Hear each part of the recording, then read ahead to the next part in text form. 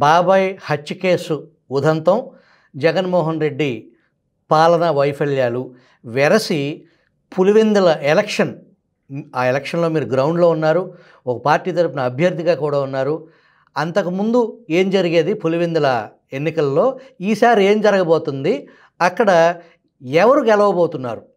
వాస్తవంగా చెప్పాలంటే గతంలో ఎలా ఉన్న రాజకీయము, వాళ్ళ రాజకీయం ఏంటనేది కొద్దిగా చెప్తానన్నా.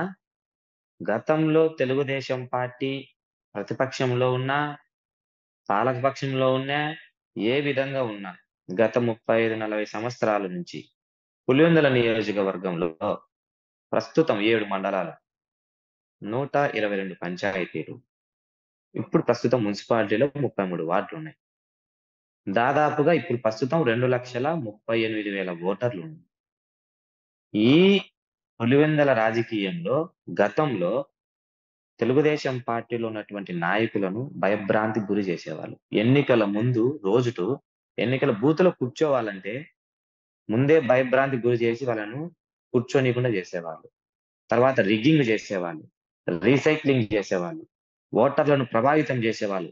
డబ్బులతో కొనేవాళ్ళు. ఇప్పుడు గూడా కొన్నారు. ఇప్పుడు గూడా రూ. 2,000 డబ్బులిచ్చారు. అంటే మొట్టమొదటిసారిగా ఇంకా 4వ తారీఖు రిజల్ట్ రాకముందే మేము నైతికంగా గెలిచినట్టే అని బీటెక్ రవి గారు, అలా తెలుగుదేశం పార్టీ గూడా అంటా ఉంది. ఇది వాస్తవం. ఎందుకంటే ఇప్పుడున్న పరిస్థితులకు, గత పరిస్థితులకు చూస్తే ఈ బుద్ధు తెలుగుదేశం పార్టీలో 301 బూత్‌కు ఇంటూ 5 మంది చొప్పున కూర్చున్నారు. 1,500 మంది. గతంలో కూర్చోవడానికి ఇంకొక గంట సమయం ఉండంగా గూడా మనుషులు దొరక్కపోతే గూడా ఎంతో కొంత ఏదో ఇచ్చి పాపం కూర్చోబెట్టేవాళ్ళు. వాళ్ళను ప్రలోభపెట్టి కూర్చోనీయకుండా చేసి, భయానికి గురి చేసి, దొంగ ఓట్లేసుకొని, రిగ్గింగ్ జేసి, ఆ బుద్దు ఆ 70, 75% పోలింగ్ జరిగేది.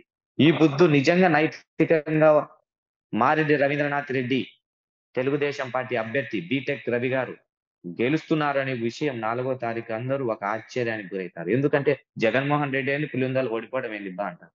ఇందిరాగాంధీ కన్నా గొప్పోడేం గాదు జగన్మోహన్ రెడ్డి. 4వ తారు 4వ తారీఖు జూన్ 4వ తారీఖు అందరూ కూడా ఆశ్చర్యానికి గురి చేసేటువంటి ఒక న్యూస్ రాబోతాంది. ఎందుకంటే ఓటమి పాలు కావటానికి నైతికంగా బీటెక్ రవి గారు ఎలా గెలిచారు అంటే నిజంగా గ్రౌండ్ వర్క్ అవసరం ఒక విజయానికి. ఆ విజయానికి మూలాలు తెలుసుకున్నటువంటి బీటెక్ రవి గారు నిజంగా అదృష్టవంతుడు. ఆయనకు రామాయణంలో రాముడు, లక్ష్మణుడు, భరతుడు, శత్రుఘ్నులు ఎలా ఉన్నారో, అలాంటి రక్త సంబంధంలో తన యొక్క అన్నదమ్ములు ముగ్గురు రామ, లక్ష్మణులు ఎలా ఉన్నారు నిజంగా ఆ పులివెందుల్లో తెలీదు గానీ, బీటెక్ రవి గారి అన్నదమ్ములు నలుగురు రామ, లక్ష్మణులకు ఏమాత్రం ధీటుగా, సమానంగా ఆయనకు తోడుగా నిలబడినారు. ఆయన రక్త సంబంధికులు తోడుగా నిలబడినారు.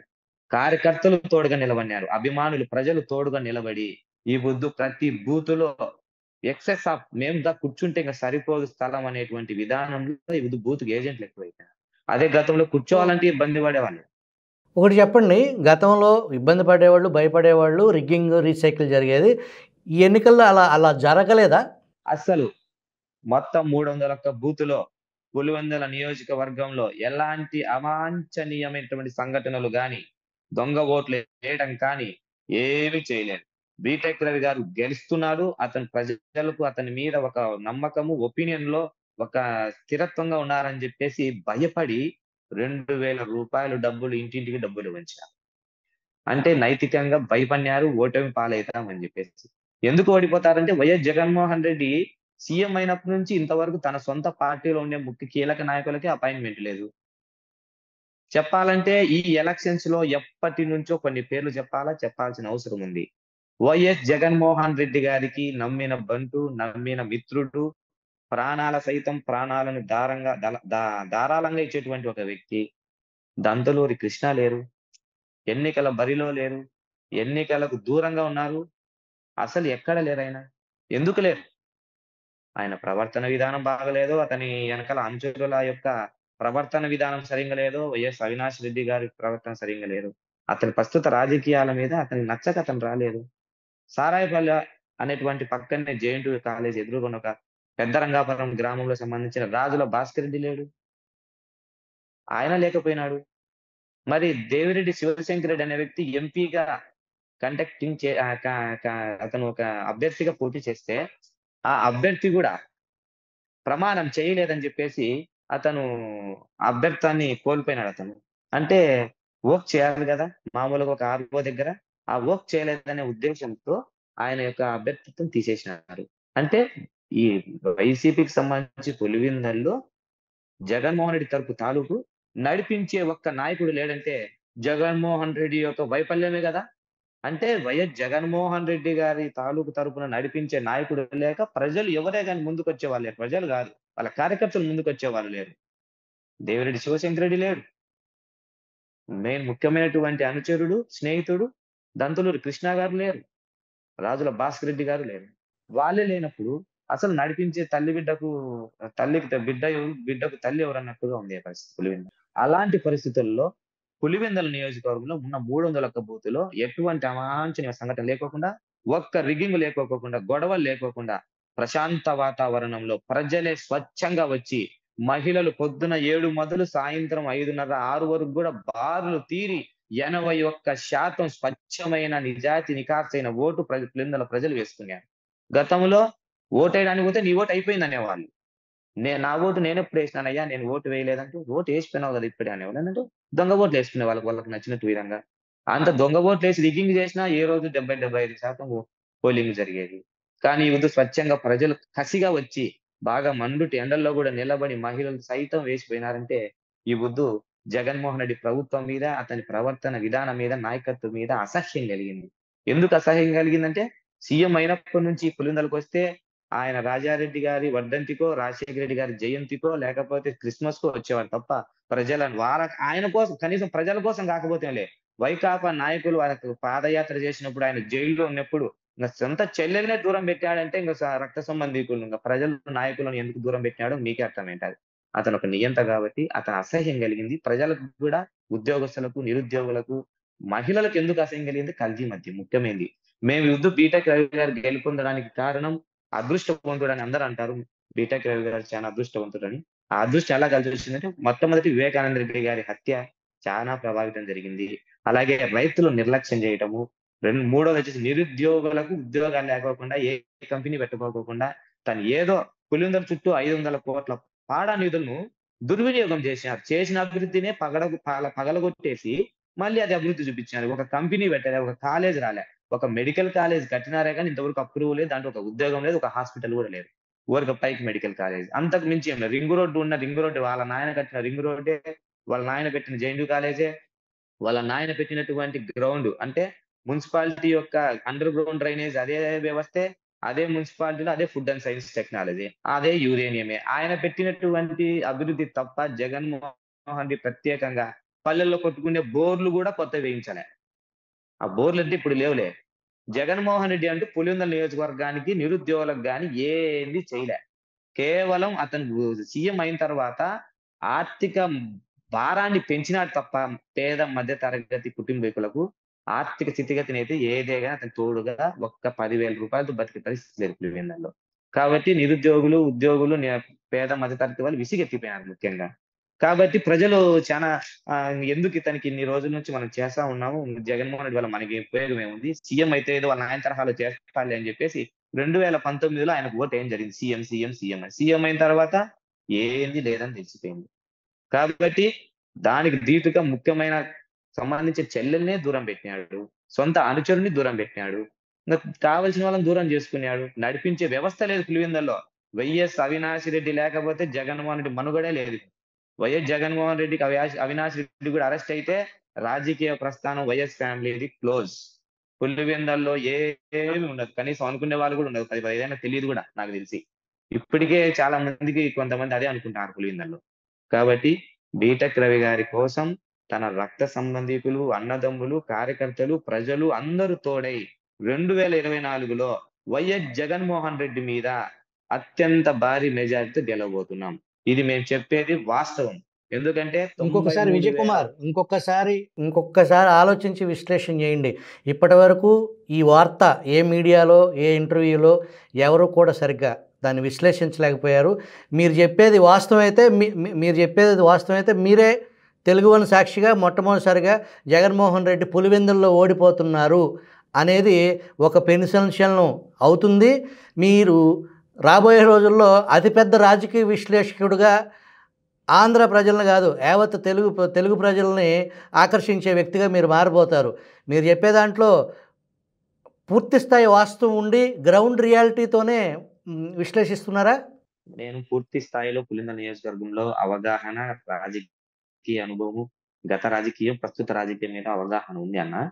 నేనేం ఊరికే చెప్పడంలే. 90,000 మెజార్టీతో గెలిచినటువంటి జగన్మోహన్ రెడ్డి ఈ వద్దు మేము గెలుస్తామంటే అది చివరైనా కూడా ఒక రకంగా ఏం జగన్మోహన్ రెడ్డి ఓడిపోయాడు ఏంది అని అంటారు.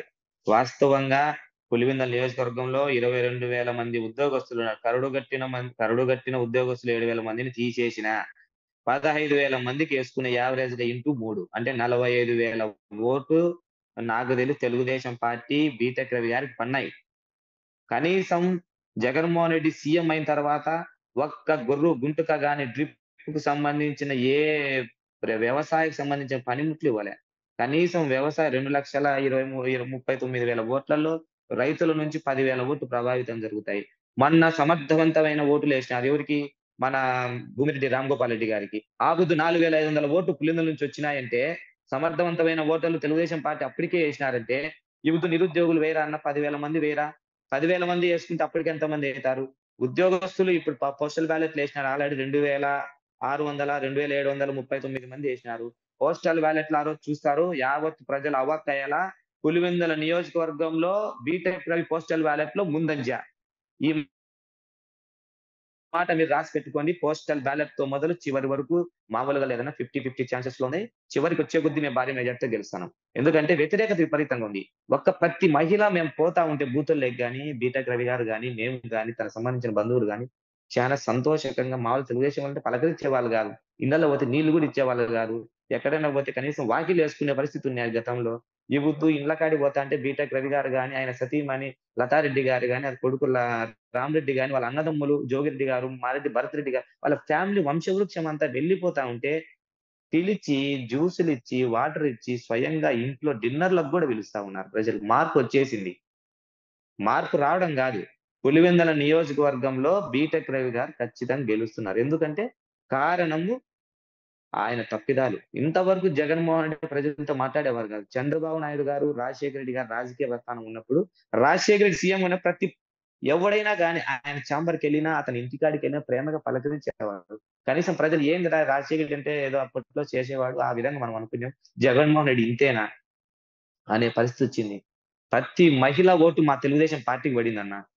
తర్వాత మద్యం తాగే ఏ అన్నదమ్ములైనా, ఎవ్వరైనా సరే నేను చెప్తా ఉన్నా, ఈ వద్దు కల్తీ మద్యం తాగి లివర్ చెడిపోయి 35-48 సంవత్సరాల్లో చనిపోయినాడు అంటే లివర్ చెడిపోయి. కల్తీ మద్యం. ఈ కల్తీ మద్యం యొక్క చానా రహస్యం ఉందన్న ఇది. మాటాడాలంటే చాలా టైం పడతది. దీంతో చానా పొల్యూట్ అయి ఉన్నారన్న చాలా మంది. వాళ్ళ వంశం, వాళ్ళ ఫ్యామిలీ మెంబర్సే. జగన్మోహన్ రెడ్డి ఫ్యామిలీ మెంబర్సే ఈ కుట్ర పన్నారు. ఎక్కడికెళ్ళినా రూ. 80, రూ. 60 ఉండే మద్యాన్ని రూ. 150 చేసినారు. 150, రూ. 200 మద్యం అది కూడా స్పిరిట్ కల్తీ. అది తాగే ప్రతి ఒక్కడు 10,000 మంది ఓట్లేయరన్న. ఇది వాస్తవం. ఉద్యోగస్తులు లేకపోయిరి, నిరుద్యోగులు లేకపోయిరి, వ్యవసాయ రైతు లేకపోయిరి, మద్యం తాగే వాళ్ళు లేకపోయిరి, మహిళలు లేకపోయిరి. ఇంక ఎవరన్నా జగన్మోహన్ రెడ్డికి ఓట్లేసేది? ఓట్లు ఏసే మనిషే లేకపోతే ఇంక ఆయన ఎట్లా గెలుస్తాడు చెప్పండి? ఏమి పెద్ద వెలగబెట్టినాడని పులివెందుల ఓట్లు వేయాలి జగన్మోహన్ రెడ్డికి? కనీసం నిరుద్యోగులమైన ఒక కంపెనీ తీసుకొచ్చినాడా? కనీసం ఒక కాలేజీ పెట్టినాడా? ఆ మెడికల్ కాలేజ్ పెడితే ఇంతవరకు ఓపెనింగ్ లేదు. దానికి కనీసం ఆర్డర్స్ లేవు. దానికి ఏమీ లేదు. అన్ని ఊరికి అభివృద్ధి పేరు మీద తన సంబంధించిన కొంతమంది అనుచరులకు ఆ కాంట్రాక్ట్ పేరు మీద లెక్క దండుకున్నారు అభివృద్ధి పేరు మీద. వైఎస్ జగన్మోహన్ రెడ్డికి ఇప్పుడు నేను ఇక్కడి నుంచి ఛాలెంజ్ చేస్తున్నా. నువ్వు ఏమి అభివృద్ధి చేసినావని ఓటు ఏ విధంగా అడిగినావో ప్రజలకంతా తెలిసిపోయి ఇది ఏమి వద్దు జగన్మోహన్ రెడ్డికి ఇచ్చి ఏమి ఉండదు నాయన. ఆ తెలుగుదేశం పార్టీలో బీటెక్ రవికి ఇచ్చే ఆయన కన్నా కనీసం రేపొద్దున కనీసం పులివెందుల బాగుపడతాదని చెప్పేసి ఆయనకు ఓటేసినాను. మీరన్నారు కదండీ! ఏ బేస్ చేసుకొని మనకు ఓట్లేసినారు. ఇంతకన్నా నిదర్శనం ఏం కావాలన్నా? మహిళలు వేయకపోయారు. ఎందుకంటే రూ. 80 ఉన్న మద్యం రూ. 150 చేసిర్రు. పొద్దున్నే 11 గంటలకు మద్యం తెరుస్తారన్న. ప్రతి కూలీ నాలి చేసుకునేవాడు పొద్దున్నే 7, 8కి స్టార్ట్ అయిపోవాలి ఇంట్లో నుంచి. పోతే వాడు రాత్రి తాగిన మద్యం మళ్ళా 18 తాగితేనే వాడు పని చేస్తాడు. రూ. 150 మద్యం మళ్ళా రూ. 50 ఎక్కువ కమిషన్ ఇచ్చి రూ. 200 మళ్ళా పద్దెన మద్యం తాగాల. అంటే అట్లాంటి దారుణాలున్నాయి. అంటే 11 గంటలకు షాపులు తెరిచే ముందుగా బ్లాక్‌లో రూ. 150, 200 కొనుక్కొని ఆ పనికి పోతే మళ్ళా సాయంత్రం వచ్చే డబ్బులు ఏదో 600, 700, 1000 సంపాదించి మళ్ళా 200 ఆ చికెన్ పకోడా ఒక ఏదో ఎంజాయ్‌మెంట్ కోసం తీసుకుంటే ఇంటికి ఏం తీసుకుపోతాడన్నా? భార్య బిడ్డల్ని ఏం పోషిస్తాడు? మళ్ళీ నెలకు, 2 నెలలకు అతని కడుపో, కాలో రోగం భాగమో లేకపోతే హాస్పిటల్ ఖర్చు పెట్టుకుంటారు. ఇంక ఏ విధంగా ఆడోళ్ళు జగన్మోహన్ రెడ్డికేస్తారు? మద్యం తాగే వాళ్ళు ఏ విధంగా ఏస్తారు? నిరుద్యోగులు కనీసమన్నా ఒక ఐరన్ సంబంధించినటువంటి కంపెనీ తీసుకొస్తామని చెప్పి ప్రలోభపెట్టారు. జమ్మలమడుగులో ఒక కంపెనీ. ఆ! ఉక్కు కారాగారం. దాని ప్రస్తావనే లేదు. ఎక్కడ ఉక్కు ఉందన్నా? కడప ఉక్కు కడ కడప ఉక్కు ఆంధ్రుల హక్కు అన్నారు. ఆ ఉక్కు గురించి ఏం ఏం చేశారు జగన్మోహన్ రెడ్డి? అది లేదు. అసలు అసహించుకుంటారన్నా ఇది నేను చెప్తున్నానా నిశ్శబ్ద యుద్ధం జరిగింది పులివెందుల నియోజకవర్గంలో వైఎస్ జగన్మోహన్ రెడ్డి మీద. ఎదిరించి మాట్లాడితే ఏమంటారో వాళ్ళతో మనకెందుకులే అని నిశ్శబ్ద యుద్ధంలో భారీగా తెలుగుదేశం పార్టీ అభ్యర్థి బీటెక్ రవి గారికి ఓట్లు పన్నాయి. ప్రతి ఒక్కరు వేసినారు. 4వ తారీఖు ఒక అద్భుతం చూడబోతున్నారు ఆంధ్ర రాష్ట్రంలో. ఒక కొత్త నాయకునికి పట్టం కట్టబోతున్నారు పులివెందుల్లో. ఏ విధంగా అయితే ఎమ్మెల్సీగా అవుద్దు 2017లో గెలిచినాడో, అదే తరహాలో వైఎస్ కుటుంబం మీద గెలిచాడు అవుద్దు. ఈ వద్దు రెండోసారి కూడా గెలవబోతున్న వ్యక్తి బీటెక్ రవి గారు. మీకు ఇంతకన్నా క్లారిటీగా ఏమైనా ఉందన్నా? ఏమైనా డౌట్లు ఉన్నాయా చెప్పండన్నా? పులివెందుల గడ్డ మీద నుంచి అక్కుల గారి విజయ్ కుమార్ పెను సంచలనం సృష్టించే వ్యాఖ్యలు జూన్ 4వ తారీఖున ఎవరు గెలవబోతున్నారు అనేది ఇంత స్పష్టంగా లెక్కలతో మీరు చెప్పారు. దాన్ని బేరేజ్ వేసుకుని మీరు చెప్పేది నిజం అవ్వబోతుందా లేదా లెక్క తప్పుతుందా అనేది మళ్ళీ మనం 4వ తారీఖు ఇదే సమయానికి మళ్ళీ కలుద్దాం. Thank you very much Akul గారి Vijay Kumar. All the best. Thank you.